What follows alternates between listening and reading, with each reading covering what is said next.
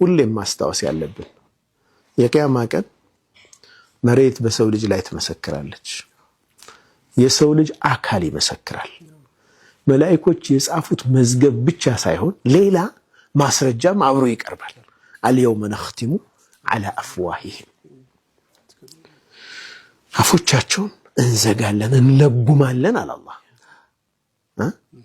አልየውመ ነኽቲሙ ዐላ አፍዋሂሂም ወቱከሊሙና አይዲሂም ወተሽሀዱ አርጁሉሁም እጃቸው ታናግረናለች እግራቸው ይመሰክራል አለ አላህ።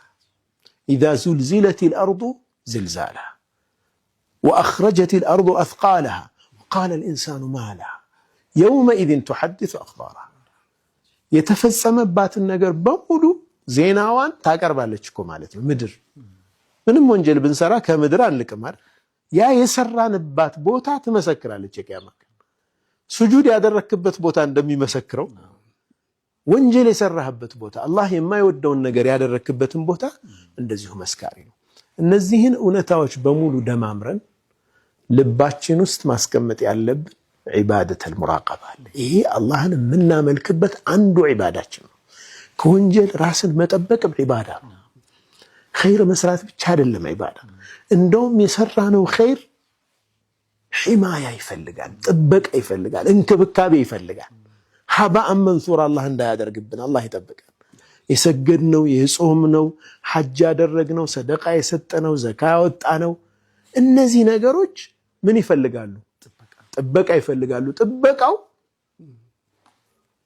ነስፍ ከሚያደርግባቸው እንደ ምንድነው ያንን ከሚያጠፋ ነገር ማራቅ አለብን። ያን የሚያጠፋው ነገር የኸልዋ ወንጀል ነው።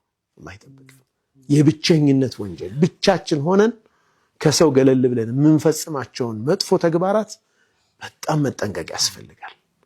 እነዛን ኸይር ስራዎቻችን ይዘውብን ስለሚጠፉ ኸይር ስራችን የምንጠብቀው በኸልዋ ጊዜ ወደ አላህ የበለጠ በመቃረብ፣ በኸልዋ ጊዜ ሞትን በማስታወስ፣ በኸልዋ ጊዜ መበስበሳችንን በማስታወስ።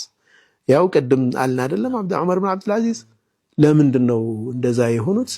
በቃ በዛ ሰዓት ላይ ቀብር ሄደዋል እሳቸው። ወተዝኩረል መውት ወልቢላ ጨለማው ሲገባ ብቻቸውን ቁጭ ሲሉ ብቻቸውን እውነት ብቻቸውን የሚሆኑበት ያኔ የቀብሩ ሐያት እሱ ትዝ አላቸው።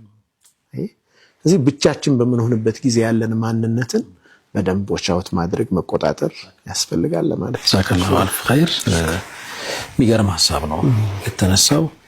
እንዲህ አይነት ምክሮች ያው በየጊዜው ያስፈልጉናል ሰዎች ስለሆነን መውደቅ መነሳት ውስጥ ስለምንመላለስ አስታውሳለሁ። ማሰሪያ ትዝ ይለኛል ጁምዓ ዕለት በቀላሉ አይመጣም። ይሄ ወደዚህ አሁን ይሄንን ነገር ነገ ተነስቶ አንድ ሰው መሞከር ቢፈልግ አንድ ጊዜ እዚህ ከፍታ ላይ አይደረስም። መውደቅ አለው መነሳት አለው፣ ግን ፕሮሰሱ ውስጥ መቆየት ነው ትልቁ ነገር ስትለን ነበር።